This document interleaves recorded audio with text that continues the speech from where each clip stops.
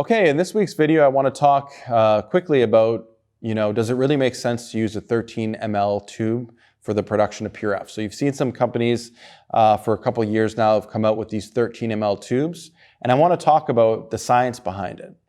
So always remember that whenever you want to have separation of layers based on their density, we're using a centrifuge, and the layer separates based on the density between the RCF min and then the RCF max.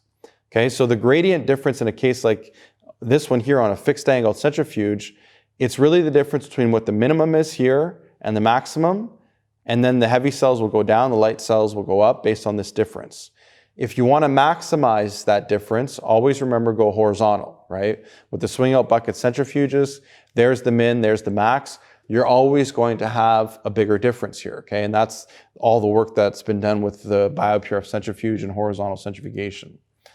Now, does it make sense to use a 13 ml tube? Well, let's think about this, okay?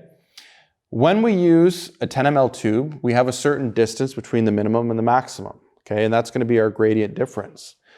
If I use a 13 ml tube, the tube is bigger, that difference is bigger, which means I'm better able now to separate my layers based on density, right? There's a bigger gradient difference, so it does make sense, okay? And of course, that becomes a topic of whether or not it's worth all the extra money that companies are charging to produce these 13 ml tubes. But scientifically, if you have a 13 ml tube or a 10 ml tube, you will get better separation in a 13 ml tube.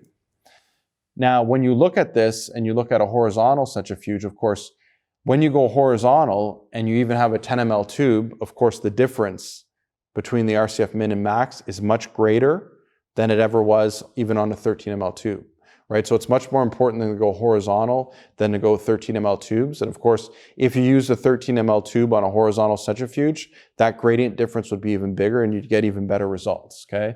So that's kind of the science behind that. Always remember though, the biggest problem with using fixed angle centrifuges, and this can be a 10 ml tube or a 13 ml, all the cells are getting slammed in the back walls, right? So fixed angle, they're getting slammed back there. And then when you're trying to separate the layers, okay, it doesn't happen as effectively. So yes, 13 ml tubes, they do make sense, okay? How much better are they?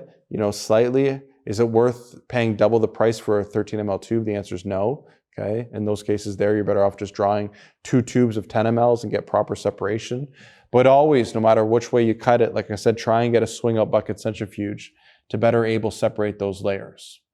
And if you want to read more on separating the layers, like I said, you can visit the website at BioPRF.com, where we have a lot of the info available that really explains to people, what the science is behind how to separate these layers. So I want to thank everybody for your attention this week, and we'll see everybody next week. Thank you.